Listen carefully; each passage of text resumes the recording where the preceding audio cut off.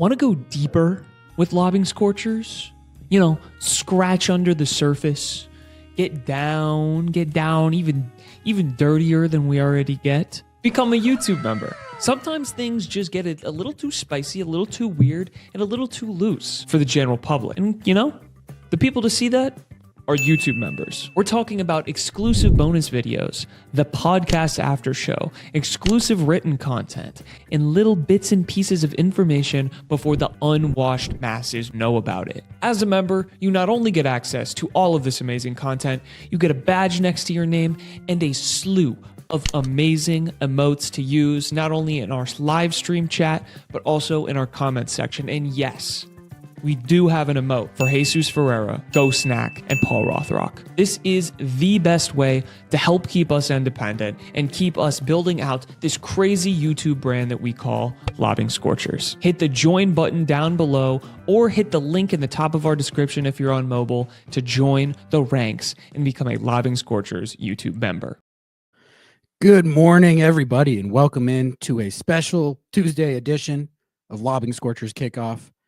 I'm Ari. That's Nico. We got a great show for you here on this Tuesday morning. We're going to be talking about the Seattle Sounders' return to league play from the Club World Cup, which was a successful return against Austin FC, a 2-0 victory.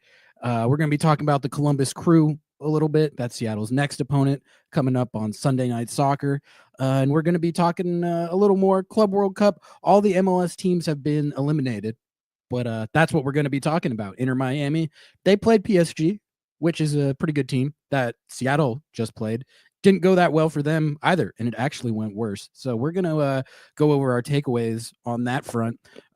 Nico, how are you doing? Hey, what's going on, Ari? Excited to be back on a Tuesday today. Obviously, we had to move things around a little bit. But we are back on, and it is after a big Sounders win. So, man, that's always a plus. It's on a Sounders win with a Ferreira goal, which is even better for our discourse because we know how many people love Jesús Ferreira in the chat. So it's gonna be an interesting topic. But man, all in all, feeling pretty good. We're going to be talking about Jesús Ferreira. We are certainly going to be talking about Jesús Ferreira. But I think there's a lot of stuff outside of just Jesús Ferreira to talk about with this game. I mean, you had Alex Roldan playing center back. You had Moose taking on defenders with 30-yard runs, scoring goals. You had RBW getting sent off at the end. So we're gonna get all your thoughts on all that, Nico. Mongo, no, it's not moved to Tuesday permanently. It's just for this week. Normally, good question. Normally, it's good. Next week it'll be going back to Monday, same time, 8 a.m. But Nico, let's talk about this Austin FC game to start it off. It was a relatively comfortable 2-0 win for the Seattle Sounders, which I think the center back situation is a good place to start, because I'm not gonna lie, going into this game, Austin FC, it's not like they have been a juggernaut opponent this year. I think coming off of this game, they have the fewest goals scored in MLS. So ordinarily, if you're taking them on at relatively full strength at home, you're going to be the favorite. But you only had one healthy center back. Alex Roldan was training there as the starter in the week leading up to the game, so it seemed pretty clear that that's what they were going to go with Cody Baker backing him up. But how did you feel about that, Nico, going into the game, having a center back that had never played there before in MLS, even a player as versatile as Alex Roldan? To me, I thought it would probably go okay, but it's just always dicey when you have anybody playing a position in MLS for the first time that they've never done it before. Stefan Fry was talking about like kind of the similarities and differences and how you need to approach it as a wide back versus a center back. But Alex Roldan turned out to, I thought he was pretty lights out. I don't think he put a foot wrong. What did you make of how they handled that situation, and then how it ended up going on the field, like relative to how you thought it would go? Look, we're going into the game. I had a lot of doubts, right? I mean, I knew that Alex Roldan was going to be able to help out in the build out because he is good on the ball, because he has a good foot, because he is used to picking up the ball in tight spaces and do a lot of great things with it. I think he's a very intelligent defender and he positions himself well. But when it comes to moving from your usual position, even Alex Roldan has had some issues by just transferring to the left side as a left back. So in my mind, I'm like, oh, he's had those struggles just moving from where he usually picks up the ball, where he usually triggers certain moments. But my biggest concern was his size. His size going against a guys like Brandon Vasquez, even on set pieces. I asked Steph about it, and of course, he said that's when they're least concerned because they can move and shift players to certain positions. But you're still losing another guy that isn't great on the air. So my concerns were mainly set pieces and things of that nature. But going into the game, I thought he was lights out, man. I thought that he himself, he put himself in great positions. He intercepted a couple of balls. He was great as we thought he was going to be coming out of the back. He was physical, but I really do believe that a lot of the work was also done away from Alex Roldan, was not allowing services into the box the way that Brian kind of planned it out. They did a great job at pushing Brandon Vasquez outside of the box, out of the 18. Even when he would go and pick up the ball, it wasn't in prime scoring positions. And that just makes everybody's load a little bit easier. Brian Schmetzer made mention of Jackson Reagan. I thought Jackson Reagan did a great job as well as just kind of being that other guy that would help Alex just brace the attack. I also thought it was a little bit odd that Austin once again went with Owen Wolf, that, he kind of drops back a little bit more.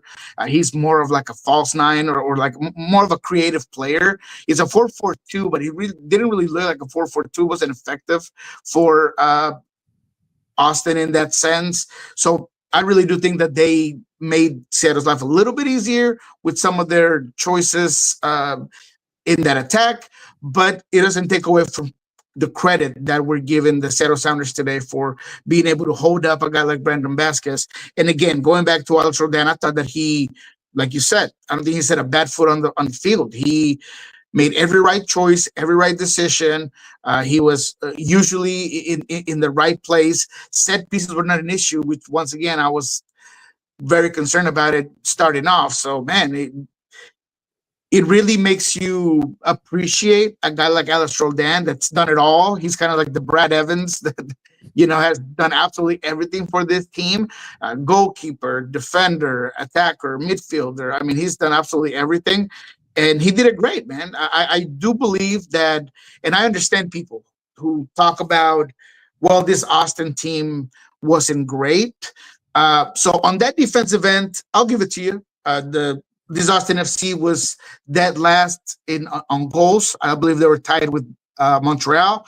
They were bottom, if not last, almost last when it comes to the XG. So this is a team that struggled to be good on offense. I still don't understand how Austin did so much to get rid of Wolf, and then they bring in a guy like Nico Steves that had already failed in Dallas. I just feel like his attack, his principles to get the ball forward are kind of the same that they were in Dallas, and it's just slow and it is not effective. So in that regard, I'll give you guys that. We'll talk about the attack, I'm sure, here in a little bit, and that's a total different subject when it comes to this Austin team.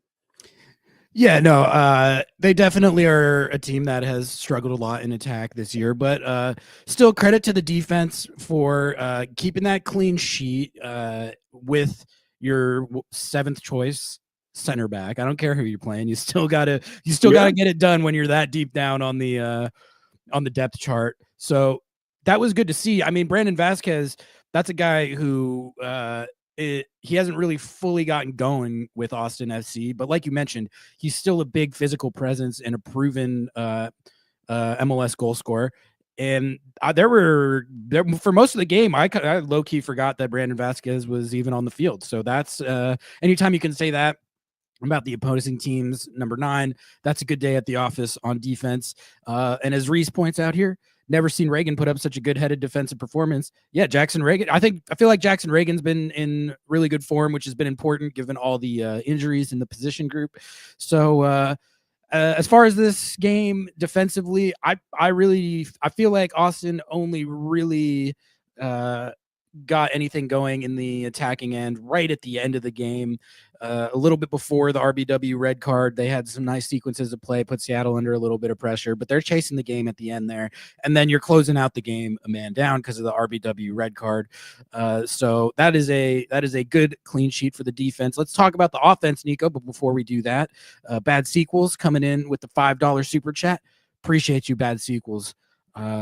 Happy July to my 2 favorite guys. Yeah, happy July to you as well, Bad Sequels. Happy to July to everyone watching. It's the stretch run of the season. The Sounders are fighting for a top 4 spot in the West. They're not, I don't think they're like in the Shield mix or anything, but if you're in the mix for top 4 home playoff games, I think that's the baseline of where you want to be at this point in the season. And winning this game, they were able to fully keep themselves in that mix, not lose any ground in that regard. And so it's big for that reason, but also just vibes wise, I feel like for a team that had technically lost 5 straight games across all comps, the vibes were actually pretty high going into this game, just because you could feel that the players were vibing on that experience of getting to play these teams, Botafogo, Atletico Madrid, and PSG, going out there and competing against those teams. They must have been having a blast, and you can feel that vibe permeating the team right now. And they managed to manifest that into a good performance and a good win in their first game back against Austin. So that's all good. And part of that is Jesús Ferreira. Nico looks to be getting going. He scores the game winner against San Diego FC a couple weeks ago. He gets another goal to open the scoring against Austin, which that was an important goal because they were 10 seconds from going into half of that game at 0-0. Shout out to the referee, Tim Built Ford Tough. He plays advantage. He played a lot of advantage in this game, but he played advantage on this sequence that leads to this goal. A great ball from Albert Rusnak over the top to find Paul Rothrock. Paul Rothrock, I thought, was excellent in this game. He gets the primary assist on this goal, frees up the space, taking on his defender, sends that cross to the far post. And what I think was the most encouraging part of this goal was this was a setup where you had Albert Rusnak and Jesús Ferreira both in that band of 3, which we've talked ad nauseum about how that has not looked like it's fit or clicked for most of the season. I've been saying that I feel like Jesús Ferreira, one of his biggest assets, best attributes, is his soccer IQ, his versatility, his adaptability. Historically throughout his career at FC Dallas, he was able to be plugged into different spots, different roles, depending on the circumstances, and he would eventually figure out how to succeed and be productive in those roles. That had not really happened in Seattle yet, but it was early enough where I was preaching patience. And, it's only 2 goals and there's still the rest of the season to go, but didn't he just look more comfortable? And I think that run on that goal in particular, that's exactly the type of stuff that wasn't happening earlier this season when he was playing in that wide channel, and the type of stuff that he needed to start doing, those spots that he needed to get into, crashing that far post, making those runs from that wide spot, not drifting centrally, and he and Rusnak clashing. I thought that whole dynamic looked a lot better in this game and has generally been looking better in recent weeks anyway.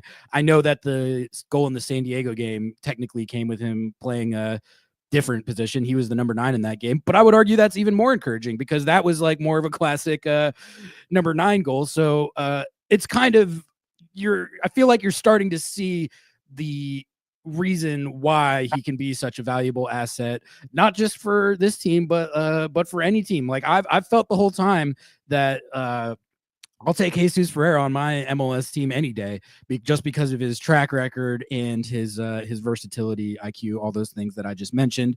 What did you think of Ferreira in this game? He gets the goal. He also gets the primary assist on Moose's goal, which was an excellent pass to thread him through. He was talking after the game about how he and Moose have developed that understanding of where Moose likes to receive the ball. You could see it on that play. He put it right where Moose likes it and sets Moose up. It's a great individual play by Moose after he receives the ball.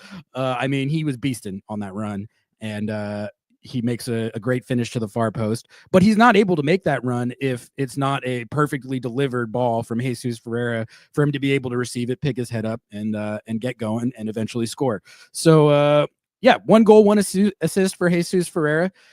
He's at 2 goals, 8 assists, I believe, all comps if you factor in CONCACAF Champions Cup, which you want that goal scoring number to be higher. It needs to get higher through the rest of the season and into the playoffs. But 10 goal contributions, all comps for a high TAM player. Actually, we're at a situation where the production has been fine and looking like it's on an upward trajectory, hopefully. So, what did you make of Jesús in this game, Nico? I thought Jesús was fantastic in this one, particularly. He was very effective on the ball. And I know that a lot of people these days are more impressed by some shiftiness, a quick fake on the ball, a guy getting in the scissors and beating you that way. But Ferreira is a very methodical type of player, and I feel like he's starting to really understand the system. And even when he, like he has in the past, has missed opportunities in front of goal, if you go back and you look at everything else that he does right, it's hard to look at one of his games and say, wow, Ferreira was really bad in this one. Maybe he's had a couple where you're like, man, he could have done better. But he always has great passing skills. He sees the field excellent. He gets into good positions. I feel like he's becoming more aggressive these days on making the right runs and certain runs that maybe he wasn't making a month ago. And once again, I go back to the fact that I think he's starting to create a rapport with players. I feel like he's starting to understand a little bit better the system. But in this one in particular, I just thought that he was decisive. And that's something that we've been wanting him to do a lot more, right? Whether it's being more aggressive when he's at the 9 and he's at goal, taking more shots, but decisiveness, right? In this one, you were talking about the second goal where I believe, I forget who he has on his right side that he could have passed the ball to, but he makes the direct pass to Musovski. He puts it at his feet. I think that Musovski, a lot of times, he doesn't want to go get the ball. Right? He's not Jordan necessarily. He doesn't want you to lead him on the ball. He wants to be able to get it, and then he does the work, right? And I feel like he trusts his speed a little bit too much. Like, I feel like he trusts his speed a lot more than any of us do. And at times it's looked kind of funky. It was like, I don't know if he really was going to get out of that with the ball in particularly. But in this one, man, he was just committed. The defender is giving him all the space. He's taking it correctly. He makes a move and then completely crosses the ball on the other side for Stuber where he cannot get it. So Musovski was very interesting. But the pass by Ferreira is one that he wasn't necessarily making before because he was thinking too much. Okay, I don't want to make that pass. Maybe I play simple and I push up the field. But that particular play, man, it was exactly where he needed to go with that. He helped that transition moment. And I felt like he did that consistently in this game where he was making more progressive passes. So I just thought that he was great. His goal in particular was also very good. He understands where Paul is even before that. If you look in and you track the entire play, Ferreira's always looking at where the ball is kind of coming to, and he's reading where the defenders, they're kind of forgetting about Ferreira. Everybody's ball watching, and he starts to kind of like drift into this pocket of space that never closes down. And that's just, again, a smart player that understands where he has to be. But the most impressive part is him just putting the ball away. Because I feel like more than one time he's been in the right place. He gets there, but it's just a bad touch on the ball. He doesn't quite get it there. He has one in this game that he's also right in front of goal. He could potentially put it away, but he takes a bad touch. So he's working on that. But putting that ball away in that specific moment in time, like you mentioned, right before the half, where it hurts the opposition the most because you're going into halftime and what you were maybe thinking about putting together for the next half, it all goes away. You got to delete it, try to figure it out, what you're going to do, what are going to be the adjustments. So it was a timely goal by Ferreira. And we're always going to judge him, unfortunately, or people are always going to judge him on only goals because that's the way he was almost portrayed to a certain extent. And I don't think it's him or anybody necessarily, but because Raul Ruiz was leaving and the necessity coming into this season was goals, you're always going to think of him as that's the only way that he's going to be important for this team. But it really isn't. I mean, his goal contributions this season have been phenomenal, like you just mentioned. I mean, the stats are there, but I really do think that he's becoming a lot more decisive and a lot more aggressive, and that's just going to help him out even more moving forward. I think two things are true. One of his biggest assets throughout his career has been his skills as a facilitator and a playmaker. And that part of it has pretty much translated. Like the assist numbers are there, but it's also true that the goal scoring to this point in the season has not been there. And for you to maximize the value that you're getting out of the trade and the acquisition, he needs to be scoring goals. So I feel like I've been clear enough about that the whole time. But it's just a matter of if that part of it actually ever arrives. And it looks like it's starting to. I think you got 2 in the last 3 league games. So that's great to see. And as far as Moose goes, I thought it was an encouraging Moose game as well. This was the most dangerous and most like the Moose of that 5-game goal scoring streak that we've seen in a while. Of course, the goal he did score was excellent. The way he received the ball, the run that he made, I mean, that's what, 20, 30 yards? Like he solo run, sets himself up, far post finish. But he also had at least 2 other very high percentage chances in this game. I have no idea how that one, like right in the 2nd minute or whatever that was, it wasn't a goal, where he chases the ball down over the top and puts that ball on target. Somehow it goes off the post, lands to the Austin defender, who whams it off the post again. I don't know what he was doing. That was almost an own goal, but you want to see Moose getting in those spots and putting the goalkeeper under pressure. He was able to do that in this game a couple times, even outside the goal that he did score. So good stuff. Like I thought the performance offensively, you only end up with 2 goals, but as far as the amount of danger they were generating, the quality of chances they were generating, could have had 3 or 4. Even Ryan Kent, when in his substitution, got in on the action with setting up Ferreira for a chance at what really could have been another goal. So that was also that was good to see as well. Ryan Kent kind of looking like the Ryan Kent of old, at least on that play. Did you have any thoughts there? Well, yeah, and I would say yes. Kent coming off the bench was once again effective, but we're forgetting a little bit about Albert. I think Albert Rusnak had a really, really good game. You talk about that 10-minute chance that Musovski puts on the post. That's a Albert Rusnak play, and it's interesting because Seattle was very good on possession, and this is a team that they're a possession-based team, but they're hot and cold sometimes with possessions. Sometimes it's really ineffective. Sometimes it's really just backward passes and not progressive. Sometimes it's too rushed, which, it's kind of funny that, you go one way or the other. But in this one, it was just right, like the 3 Little Bears. It was just right. And that play in the 10th minute, it's the team is getting forward. Albert Rusnak can get past half. There's a lot of Austin players in front of him, so he kind of drops the ball back all the way back to Jackson Reagan. Then he kind of takes his space out wide. Jackson grabs it, gives it right back to Albert Rusnak, and then as Austin shifts and starts pushing forward, you kind of see Danny Musovski get into really good position. He has one defender next to him, but he has his whole left shoulder wide open. He's kind of telling Albert with his body where he wants the ball, and then Albert just puts it on a dime right on top of the defense.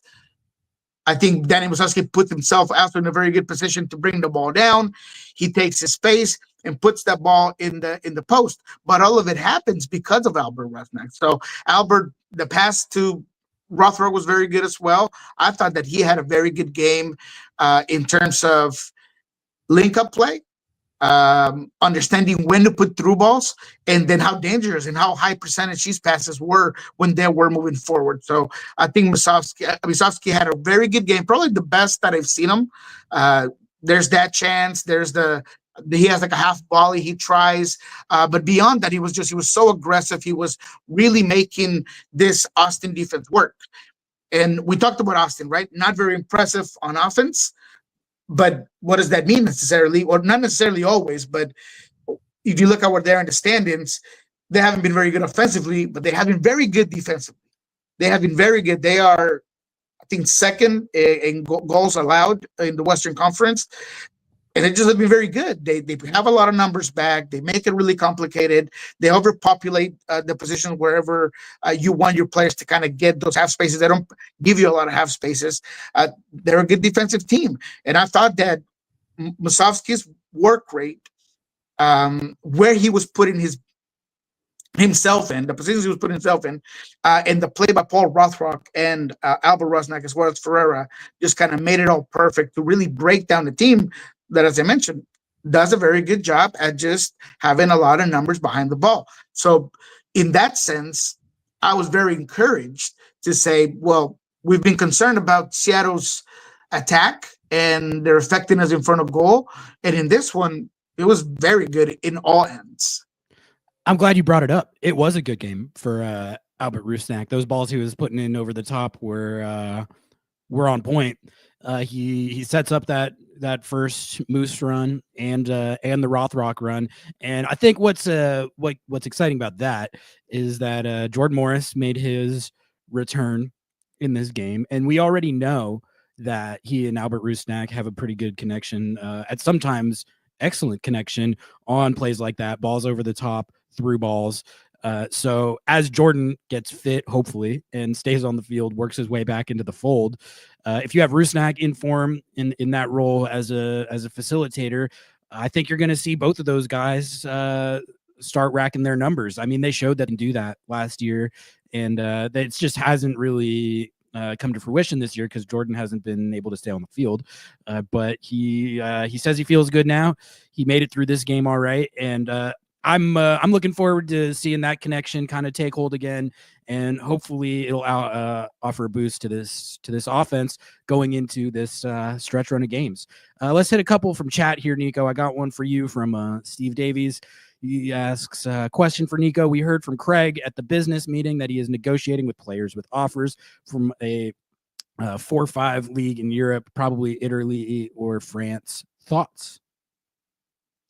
Yeah, I think I said it in this show, or if not on my Friday show with Jeremiah, that the team has been trying to bring in a U22 player, that they have not been able to secure the players because I think they're having a hard time competing on the economic component that's as important as anything else. But they've been trying, even in the 10-day window, they were trying to get a guy here quickly enough, but they just haven't been successful. I said that there was a Serie A forward, one that wasn't necessarily a starter, but that was a very interesting player, one that I obviously don't have the green light to share, but at the same time, it's encouraging that the team was trying to go and get that specific player. For me, I mean, not for you guys because you guys don't know who he is, but at the same time, this is the way where they've been going. Without saying too much, they've been scouting Europe heavily, including the U21 UEFA tournament. So they've been really looking down there, and they have had a lot of guys that they thought have all the marks, right? They check all the boxes. They have a list of things that they want their forward to get, but they haven't been able to secure them. Now, it's good that they're not settling. And I know nobody wants to hear this, but in more than one of these occasions, they could have settled for a player that maybe wasn't the guy that they went out there to look for, and they haven't, right? Because Craig has said consistently that whoever they bring in, he wants that player to be better than whatever he has in the clubhouse, in the bench, or that he's going to come in and perform, that he's not just going to come in just to sit. And I feel like that's the right way to go. Why bring in a player right now that is going to lock you in for 2-3 years, that's going to lock up salary, that's going to lock up a U22 spot if you're not really certain on?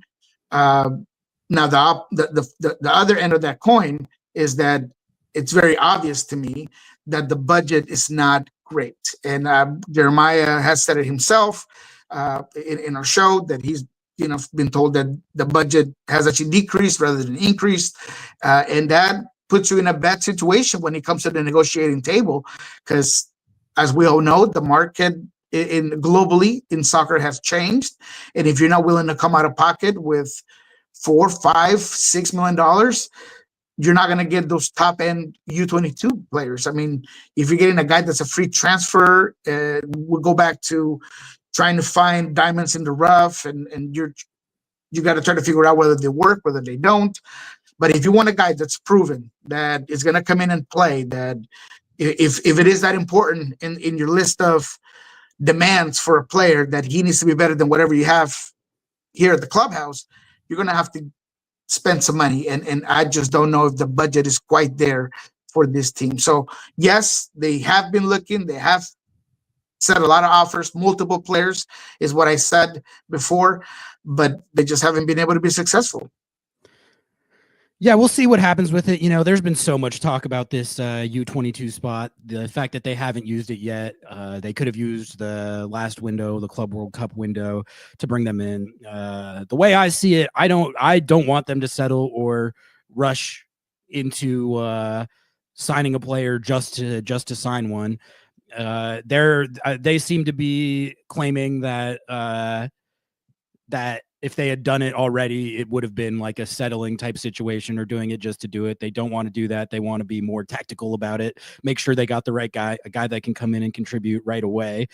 So if that's what they're saying, I can give the benefit of the doubt on that up to this point. And I guess I want to just wait and see who they bring in. And at that point, we're going to be able to assess it. But I think the idea that they this is something that they already should have pulled the trigger on.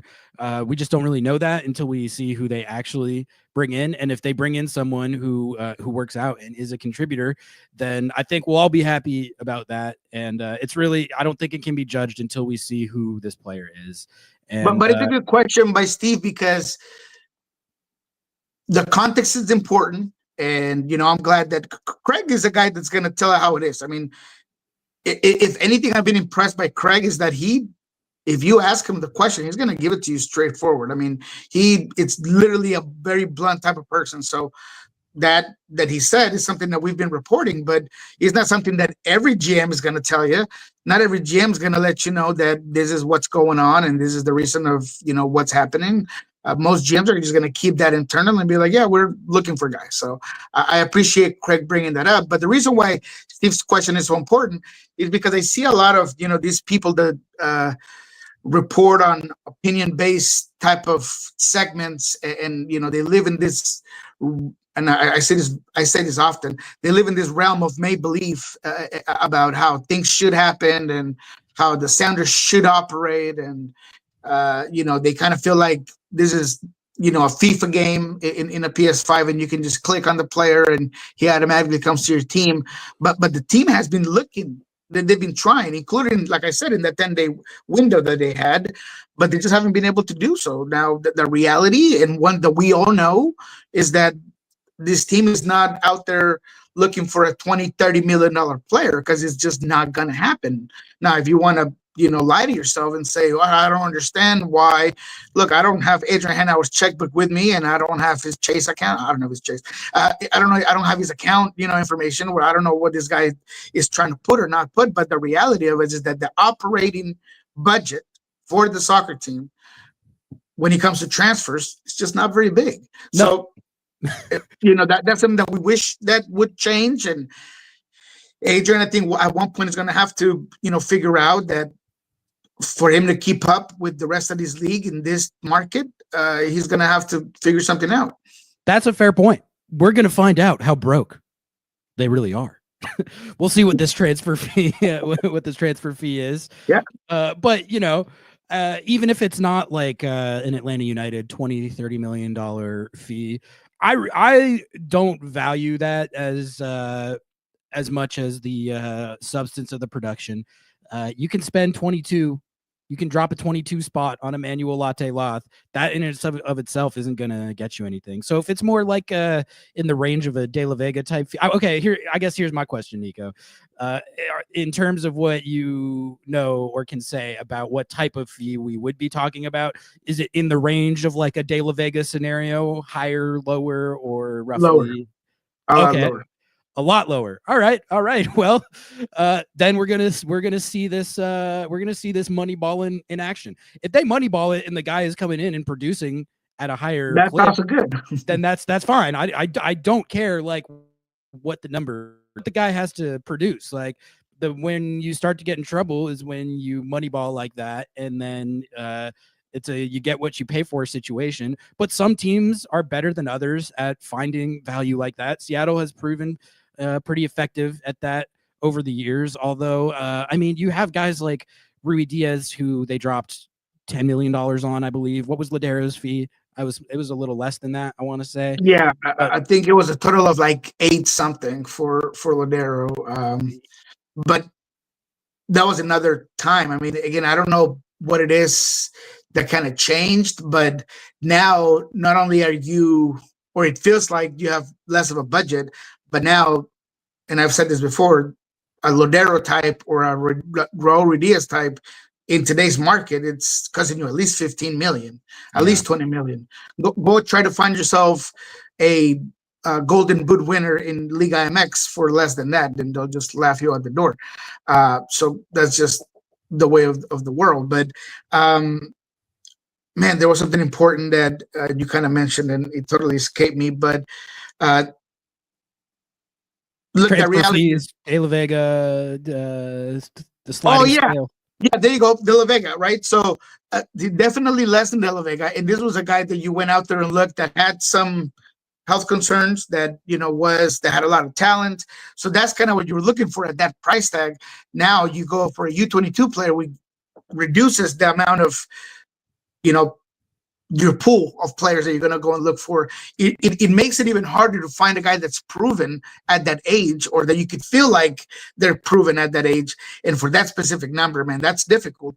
And the budget part that you mentioned, and this is what I forgot, they've done it before. It happened with Gregory. I don't know if you remember Gregory. They were going to bring in, they were at the negotiating table with Bahia. They had X amount of money. Bahia ended up wanting a lot more after that, and then it all fell apart, and you ended up getting JP as a replacement for less money than you were going to get Gregory initially, and that worked out pretty well. So Seattle has a good contention plan, I think, for when things go south. So we'll see what that looks like for the specific position. Exactly. We'll see who it is, and hopefully, that's a fun little storyline to track. It's always fun to have a new big time acquisition, even if it's not on an Arthur Blank fee. Thanks for that question, Steve. That was a good little discussion there. Let's keep going through chat here. Brian says, I can't believe Austin have 26 points. They looked like one of the worst teams in MLS. They don't score a lot of goals. That is certainly true. And I don't know. I think the whole thing going on there with poaching Estevez from FC Dallas and then having it start like this, Brandon, it's another example, man. What was the fee on Brandon Vasquez? $10+ million. He has you want to know who has the same amount of goals as him this year? Danny Musovski. Danny Musovski. So make of that what you will. But I think that type of thing kind of shows that the fee is not necessarily the be all end all. You gotta just see how it fits and how it works, and then judge it. Even though I know it's tempting to want to come and swing in on the discourse like beforehand without knowing, but that's just where I stand on this whole thing at the moment. I'm gonna see what they do with it. If they cook, I'm gonna give them credit, and if it looks like a bust, we'll take that situation as it comes. Ryan's got a bit of a national storyline for us here. Thoughts on Toronto parting ways with both Insigne and Bernardeschi? Honestly, surprised that it didn't happen sooner. Nico, that's got to be it couldn't be more perfectly timed with what we're talking about. How much money did they spend on these two guys? I wonder. I mean, between salary and transfer, I mean, 50 million might be about right. And that's not even the only like sunk costs that they've had the last couple years. No. They are one of the worst teams in the league of the last 2 or 3 years, and among the highest spenders. You want to talk about Atlanta United transfer fees? Toronto FC does that. They do that, and they are like wooden spoon contenders every year. And if you look at Insigne and Bernardeschi just on paper, there's a reason they went for that much money. Insigne, at the time that Toronto FC signed him, was the starting number 10 for the Italian national team, and I believe like powered them to a Euros victory. And Bill Manning, I think, of whatever ownership group runs Toronto FC, he literally freely admitted at one point, he was like, yeah, I was watching the Euros and I was just like, I want that guy, throw whatever bag it takes to get him in. And they did that. How did that work out? How did that work out? So again, perfect example of the fact that it's about spending your money smartly and tactically, not just the amount that you spend. Although I'm not preaching against dropping huge bags. Like that there's definitely a place for that. And I do think there is a point to what you said earlier of like in terms of keeping up going forward. Can you be doing these Moneyball fees on these players for less than De La Vega and still keep up? We're gonna find out, because based on what you're saying, that sounds like what they're gonna try to do. It could work, but I think a team with a track record of Seattle, there's at least a higher likelihood that it's going to work out than a team like Toronto, who they signed these guys pretty much based on, like you said, like a FIFA, like they employed that exact strategy that some want Seattle to be employing, I feel like. And it doesn't always work. And in this case, it actively backfired. Bernardeschi at least has some good moments for them, good runs of play, good runs of form. Insigne, is he the biggest bust in terms of like value that he provided relative to what they paid for him in the history of the league? If he's not the number one, he is up there.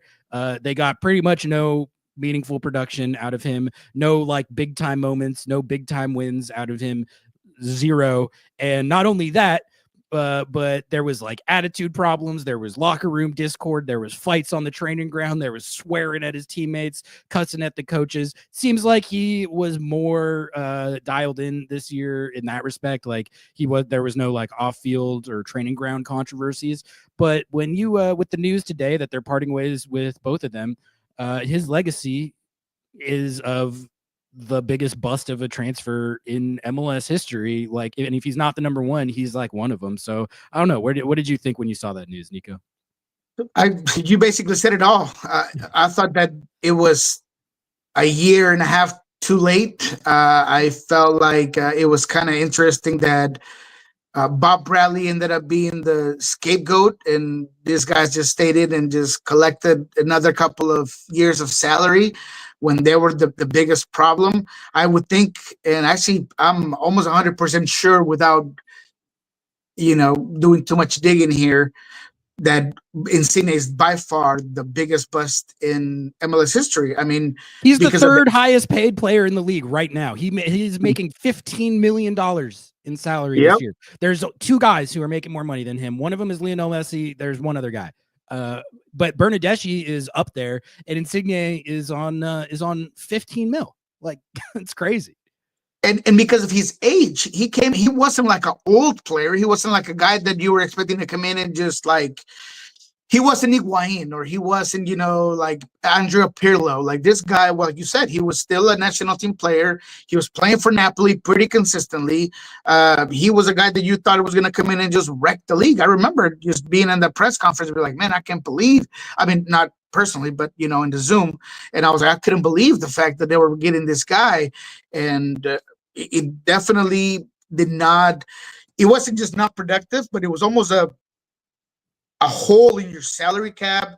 It was a bit of a cancer, as you mentioned, with all of the dynamics between him and the coach and all these things. I thought that passing on Bob Bradley was a bad decision. I thought that he was a guy that could have put Toronto on the right trajectory, and they decided to can him because of these two guys. So this is a bust beyond just on the field. I mean, it might have been a bust to the point that it almost takes down Toronto as an organization. I mean, it was that bad of a signing. So, yeah, I can't think of anybody that was worse. But going back to the question, a little too late.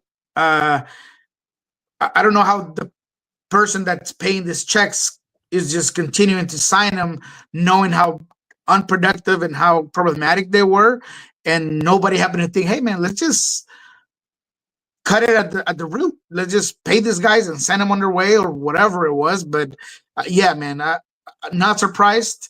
I kind of wished, once again, that it had been them that were let go rather than Bob Bradley.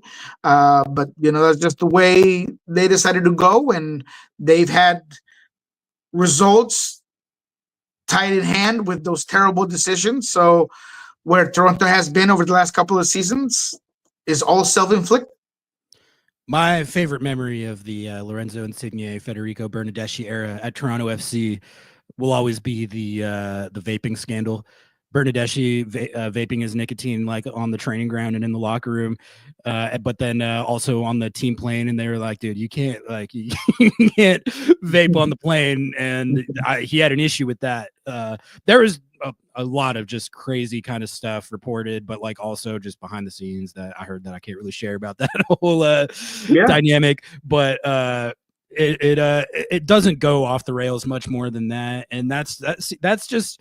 It's just one of those situations where I look at it and I'm like, Seattle's season has not gone like smoothly without a hitch this season by any stretch.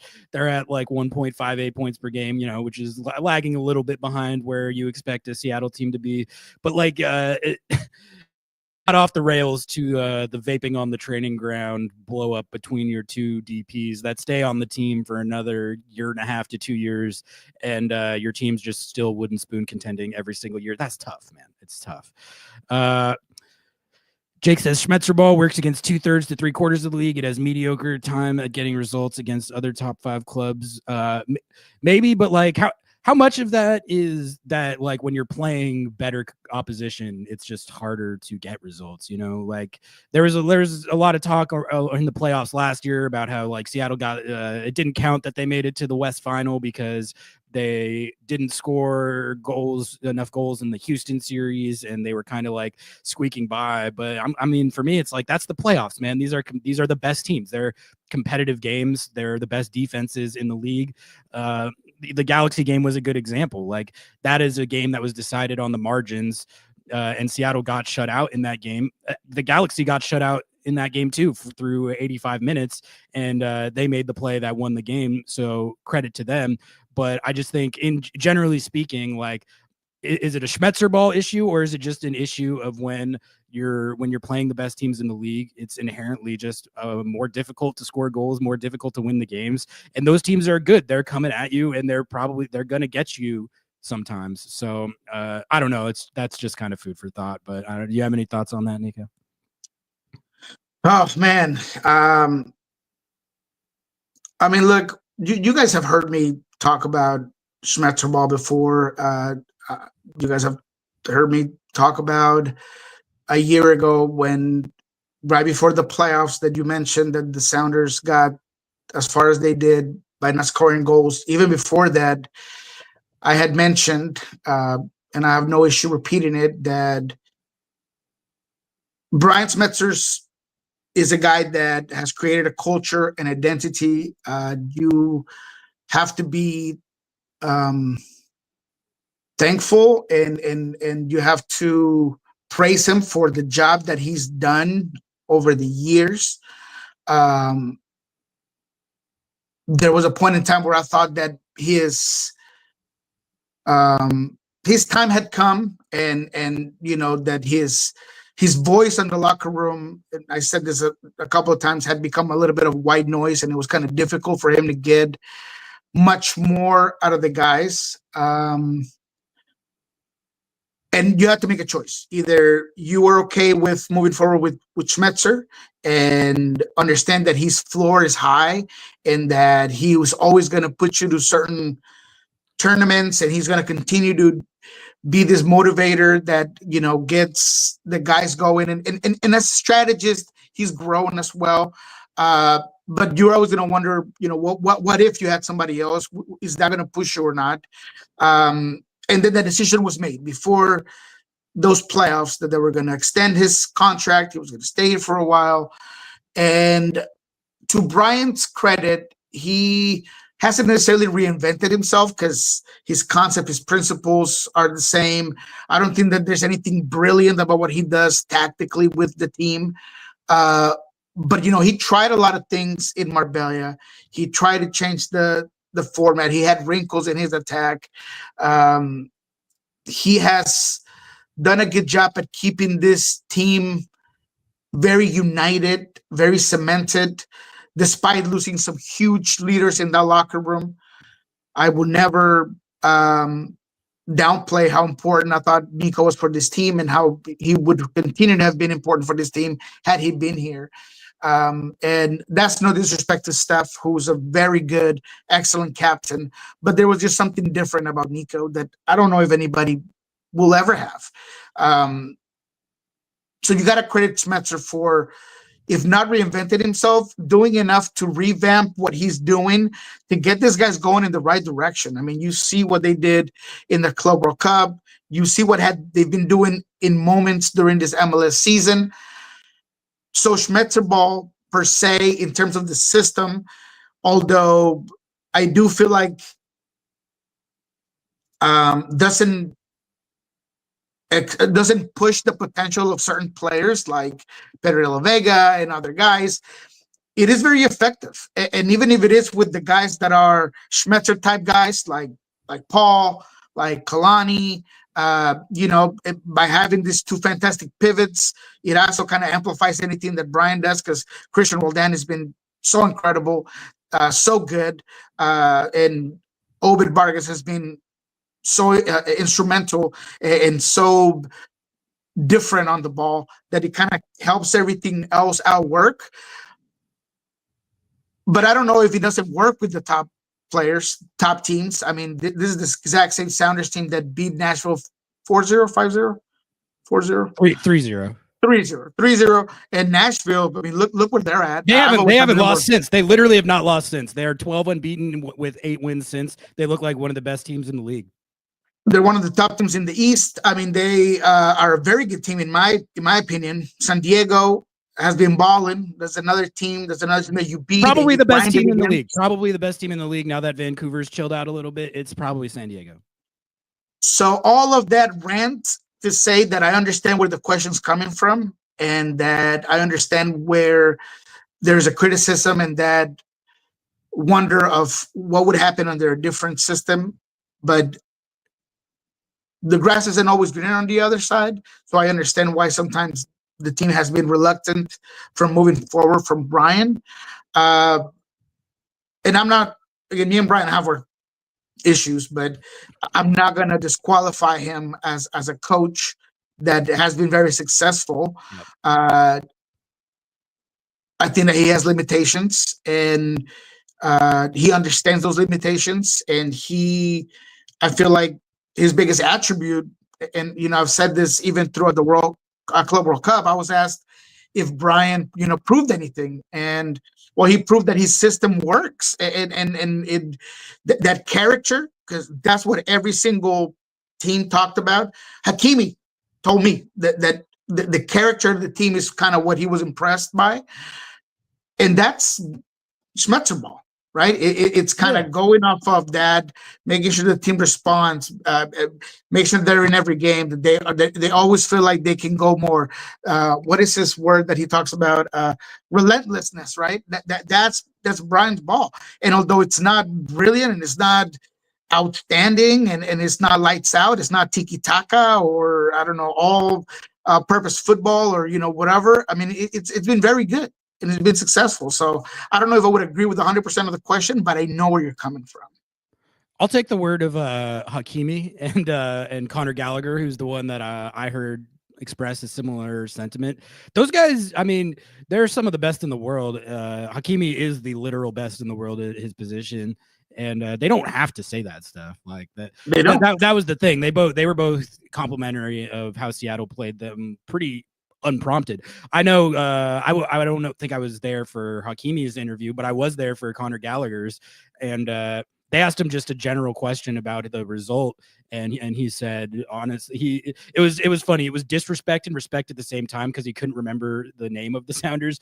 But he said, fair play to the other team. Like, they put us under it at times. They're clearly like a very like a good side that put us under pressure and made us work for that result. So I'll take his word.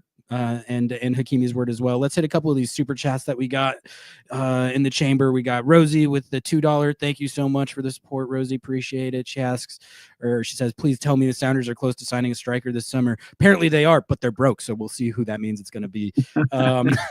Matt with the $5. He's got a question for you, Nico. Matt, thank you so much for the super chat and for the support. Appreciate you. Nico, does the productivity of Musovski and budget issues make you think we might still go with a CDM center defensive mid with the U22? Are we still looking at that at all? No, I do not. It has been looked at, but the consensus continues to be who will take the torch after Jordan Morris goes. This team needs to think of a generational change, and that's going to be difficult to do because, you bring up a great point. Christian seems to be the guy that might play until he's 50 at this exact same rate, but that's not reality. What happens when Obed goes, if he goes, how do you replace that? Is JP the long-term solution? Absolutely not, obviously.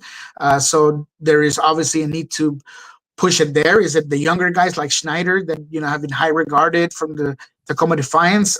I don't think so. I do believe that this team would benefit of having a quality international talent at that position at some point. So although I like where your head's at, looking at the current roster and at the current needs and knowing what I know, yeah, it did not move the needle. Musovski's, this is what you need out of Musovski. This is what you want out of your second option or your sub striker, right? I mean, you want that out of him, but then you want somebody to be the guy, which brings up the fact that I don't know what happened to Osase de Rosario. And, I've said it in the past that, sometimes it's hard for Brian to pull the trigger to put a lot of these younger guys in attacking positions. And Osase kind of hasn't getting any minutes. He hasn't been around. So, are they not seeing what they were hoping out of him? I would think so, but I don't know necessarily. I think he's just buried on the depth chart right now. Yeah. I think if anything, I've seen more of Osaze than I would have expected because I think one thing about Schmetz is he's reluctant to give. I don't know if it's reluctance, but he just doesn't give a young player of the profile and point of its career as Osaze chances to play a ton of minutes all the time. But like they brought Osaze in versus Atletico, if I'm not mistaken, one of the Club World Cup games. He was in there, which I was not expecting to see. But I think with Jordan coming back and Moose looking as good as he did in the last game, I just don't know if there are a lot of minutes for him right now. But my follow-up question to you, Nico, coming off Matt's question would be, does an Obed Vargas potential transfer and transfer fee have any effect on anything that we're talking about as far as either what they might target or the amount of money that they're able to put into this U22 spot? Yes. And there is that sense of, I don't want to call it like sell to buy, but it is going to help out. And he's not the only player, right? I mean, I've said several times that Pedro de la Vega continues to have value and continues to interest teams in and out of MLS. And so, what does that look like? if he's to go.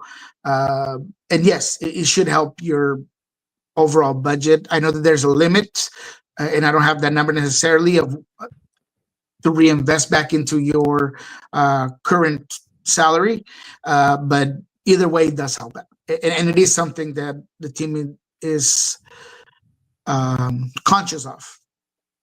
Scott Curtis with the $2. Thank you, Scott. Thanks for all the support today, everyone. Really appreciate all of you. All right, Nico, I guess let's keep it pushing as we hit the hour mark here. The Seattle Sounders are in the stretch run of the season, and we're in the stretch run of the show. I figured we could just riff on the Club World Cup in Inter Miami for a bit because they played PSG. Didn't go well. It did not go well. I would venture to say that it did not go even close to as well as it did when Seattle played PSG, which, you know, when you take into account that they have Messi and the Barca boys, it's just a different expectation that's put on you in a tournament like this and in a game like that. I certainly did not think they had any chance at all of beating PSG or even keeping up with them to any sort of significant degree. But I mean, that game was not even like remotely close. Seattle at least had some sort of like dignity in that game. Inter Miami really didn't. They gave up the first goal in the 8th minute, or even like before that might have been more like the 5th minute. And then it was 4-0 by halftime. And then, PSG, when they're the best team in the world, when they're playing a team that's that overmatched and they get a multi-goal lead, it's pretty much dusted. Like they're so good in possession that there's no team on planet Earth that is harder to come back against than that team, because not only are they one of the best attacking teams in the world, but I think they are the best defensive team in the world. And that all combines together to make the best all-around team in the world, the team that just won UEFA Champions League. But I don't know, I guess to start, Nico, did that game go any differently than you thought it would? And then what do you kind of take away from the fact that this Inter Miami and the Barca boys project was not able, they got out of the group. You have to give them that, if for no other reason than the financial reward that they got from that. They got 3 results in their group, $2 million for their ties, and then another 2, I want to say, for the game that they won against Porto.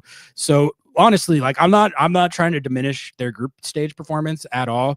They made MLS history by getting out of that group and by winning a game, beating Porto. Their group was not what Seattle's was, but there's no easy groups in the Club World Cup. So fair play and credit to them for that. But then it was a categorical flop against PSG, Messi's former team. So what did you think of how that game played out, and what do you think that it signifies about where things stand for Messi and the Barca boys? Are they is he going to be I was seeing stuff about how he might want to go on loan somewhere before the World Cup. Don't know if that's true, but what do you think of this whole thing, Nico? All right, so the game went exactly as I thought it would. Actually, it was the one wager that went my way this weekend, and that was nice because everything else did not go well for me there. But the reality of it is that you knew it was going to be more than 3 goals, or at least I did. That's what I waged on, and the reason of that is because for everything that Miami does well, which is attacking moments, having a couple of fullbacks that get forward very easily, and everything that Segovia has done, and Redondo, all these players are very good on the attacking end. But when you're one of the teams that gives the most goals in MLS and you're going against PSG, it's not going to go well for you, especially out wide, because this PSG team, they're so good getting width and exploding those flanks with Doué, with Hakimi. I mean, the overloads, absolutely everything that they do is literally based on wing play. And you got 2 fullbacks that can defend. No. Cello, God bless his heart, he tries. He's doing his best. He's doing his best out he there. Can't do it. He cannot defend. That's just not his. He just cannot defend. And Jordi Alba, you didn't get him because he was a defender. You got him because he was the Jordi Alba that was going to match up with Messi. He was going to be the guy that is getting forward. That's basically just another winger. I mean, and they just dismantled them. not to mention the fact that their center backs aren't great and that their hold-up play isn't fantastic. I mean, in possession, they had 33 or 34 possession in this game, so they couldn't protect themselves with the ball because there's also not their game. They want to get forward. They want to try to get with your speed, and none of it was going to work against PSG because PSG's faster, better, stronger. You talked about defense. I absolutely agree. And it's not defending like we're going to bunker down, but they're going to heighten that line of confrontation, and they're going to play you in your field right in front of your 18. And Messi and the Barca boys and Mascherano will have nightmares for weeks to come from that entire game because it was all PSG and it was always going to be all PSG. People think that it's something along the lines of, well, you know, they were trying harder against Miami. I was like, that's not necessarily it. PSG came to Seattle needing a result. They didn't know what the other game was like. But Seattle is just a better defensive team. And you saw the way that in the first 10 minutes of the game, I remember talking to you, you were right next to me, the way Seattle's pressing, the way they're defending, they're making PSG have stupid turnovers. I mean, there were passes that were just going out of bounds for PSG. Yeah. And I don't think that PSG expected that from Seattle. But Messi and Inter Miami, they played exactly right to what everyone knew they were going to do. And it was just very easy for PSG to pick him apart. When it comes to Messi, I do not believe that he's going to want to get loaned out before the World Cup. I think that's just some rhetoric from, you know, people, especially in Argentina, that will say just anything to discredit MLS for one, and then for two, that, you know, they all freak out about Messi and where he's going to be in this upcoming World Cup. But I do feel like he's starting to maybe feel like, is this worth it? I mean, is it worth it for me to continue to not stain my legacy? Because I don't think anybody's saying, wow, Messi's not the greatest of all time because he's not going to win an MLS Cup. But Messi's a winner. He's used to winning. He's always won. And aside from Leagues Cup, they haven't been closed. And you know, you could take that shield and say that's a trophy, but it really isn't, especially not for a guy like Messi. Messi wants a real trophy. Messi wants to win a final and win a championship and be the best of the league. And that shield doesn't necessarily represent that. So I do feel like there is a wear and tear in terms of his mentality of where he's at. And I do think that he's going to want a way out at some point after that contract is up. He's not one to just turn down money. So I don't know if he's just going to be like, oh, I'm just not going to play, or I'm going to go get loaned out somewhere else. I do feel like he has a sense of pride. He's going to want to stay with this team until his contract is up. But I feel like once that's done, I feel like Messi's done. I think the shield that they won in the points record, I consider that a meaningful trophy and a significant accomplishment. But you're right, it's not the same thing as like a tournament trophy where, you know, you go into it like you said, win the final and all that. And they especially have not. What you don't understand it, Ari. Let me just interact right real quick. Especially what you don't understand it in South America and in anywhere in the world, if you are the best team across points and you get a trophy, you won that league. Yeah, right? But not in MLS. In MLS, you get two. So the fact that there's no understanding from him, I could see how that could bother him in some way. Where it's like, you know, we won this title and then we got bounced out by Atlanta. That makes no sense at all. So I do think that there is a sense of also culturally how maybe to you and I, maybe it's like, wow, that is a big deal to win a shield. I don't know how much he meant to Messi.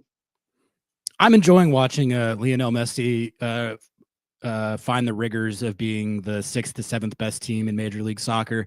It's not always a glamorous place to be, but I think it's fair to say at this moment in time that Inter Miami, like they're well off the pace that they were expected after how dominant they looked through the whole regular season last year. I think a lot of it, has to do with the average age of their core being 43.2. And then a lot of it is what you were talking about with, it's not like they've ever been a particularly good defensive team. Their whole strategy was, we'll have Messi and the Barca boys out there scoring 3 to 5 goals a game. And then on the other end of the ball, we'll just figure it out. That only takes you so far when all these guys are pushing 50. Matt Malcolm with a $2.99 super chat. Thank you, or super sticker. Thank you, Matt. Appreciate that. And then Matt Sexton, the Mats are just coming through in the clutch today with another $5. Appreciate you, Matt.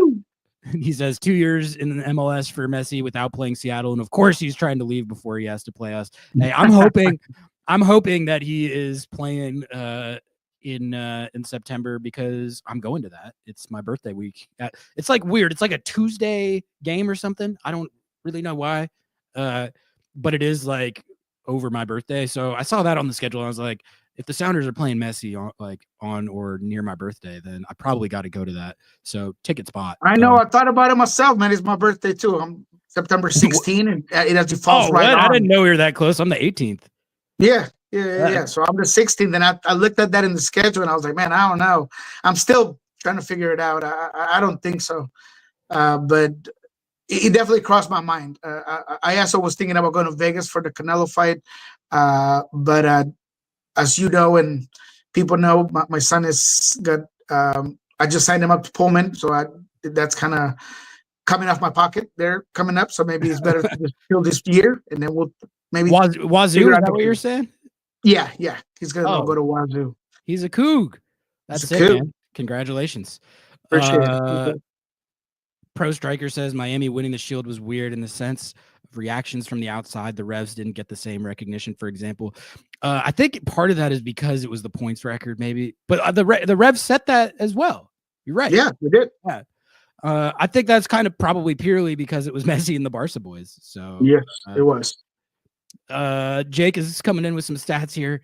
Spending totals came out. Seattle is the 14th highest spender and 12th on the table. Does jumping up on spending have a good chance at bumping us up on the table?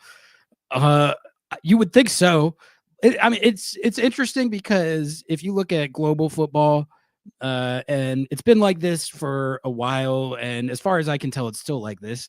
But a lot of I have never been able to get into European footy as much, partially for bandwidth reasons. I'm covering MLS every day.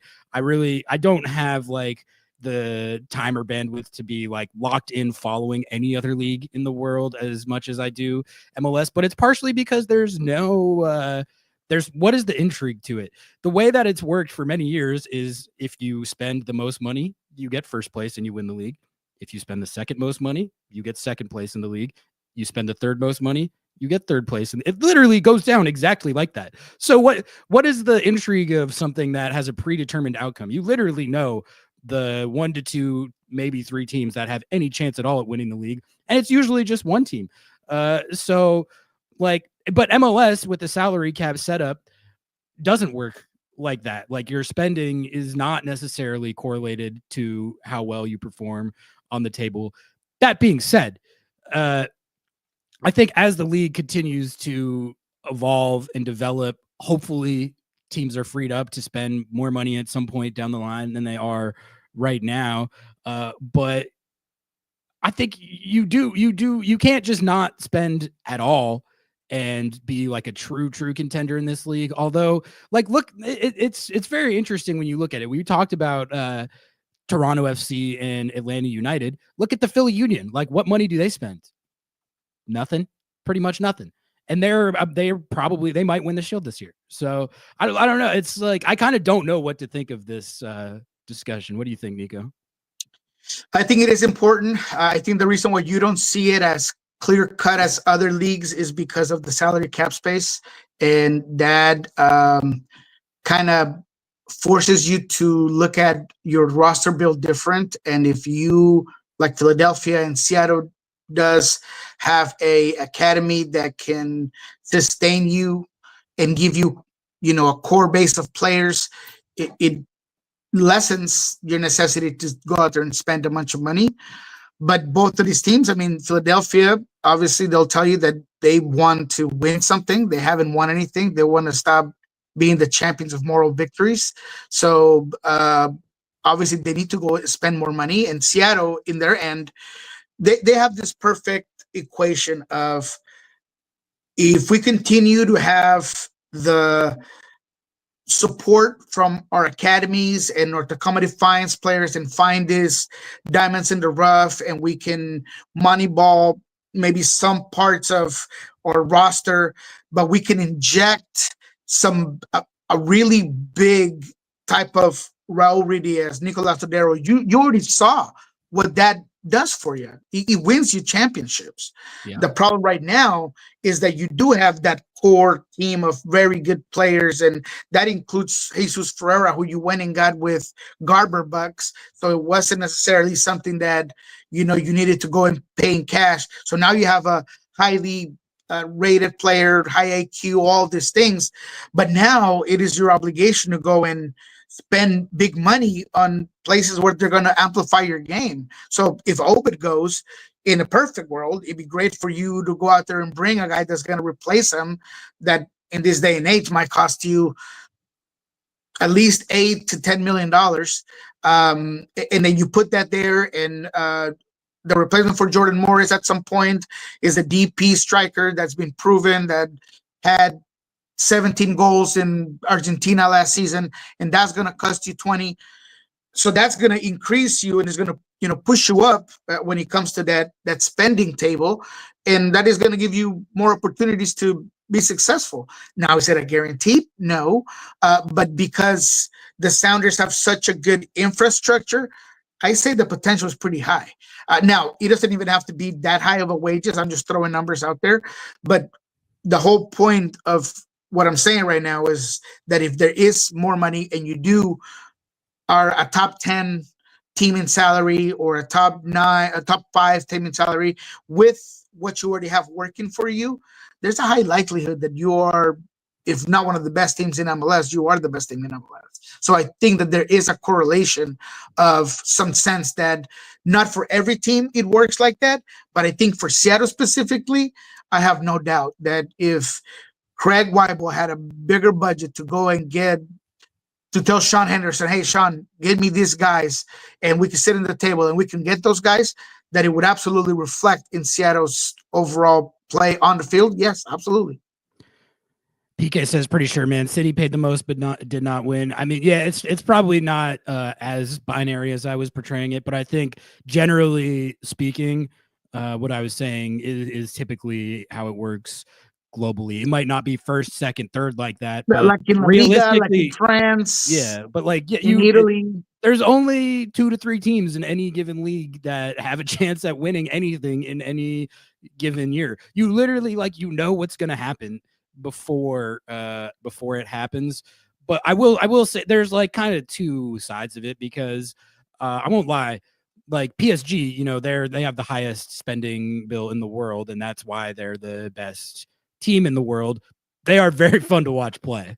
Like having every single guy in your starting 11 be a top 2 to 3 player in the world at their respective position, it creates some beautiful footy. So you can't deny that. But as far as intrigue for who actually has a chance at winning anything, that's sort of just always been my hang up with like getting into the EPL or the Bundesliga. Like, oh, sick. Manchester City won it again. Oh, Bayern Munich won it? No way. I didn't see that one coming. Oh, PSG won Ligue 1? Crazy. I didn't think that that would happen again. Like, it's just, I don't know. It kind of bores me. All right, let's close it out with this one from Azul here, Nico, and then we can get out of here for this episode of Lobbing Scorchers Kickoff. Yes, Craig gave us a clue at who we're looking at for the U22 spot from the business meeting. With that clue, do you have a better idea of who we're talking to at the moment? Yes, I do. And I'm I just don't know if they're going to be able to close it, so don't get super excited. But yeah, we know where they're looking. I've said where they've been kind of paying attention to. There are some names that make me more excited than others. I'll tell you that. And so we'll see where everything lies down at the end. But I don't know why I have the sense that regardless of if they do end up getting, one of these three guys that I'm finally looking at, I'm not really sure people are going to be excited, to be honest. And that's kind of the bummer of it all is you're going to have to be open-minded about, what the team is kind of looking for and the overall potential and give the scouting team the benefit of the doubt because they've had some not great choices or the only U22 you've had to compare to was Leo Chu, which didn't really go your way. But they've had other, good finds. So we'll see where this one goes. That is going to be their second one. But yeah, I just don't know how excited you guys are going to be. If they're broken money balling it, I'll keep an open mind. Like you said, benefit of the doubt. They've hit on these things in the past, but it's got to work on this one. It's got to work. Can't have, but I think generally speaking, to me, correct me if I'm wrong, but it sounds like we're talking about 20 to 21-year-old number 9s in Europe who are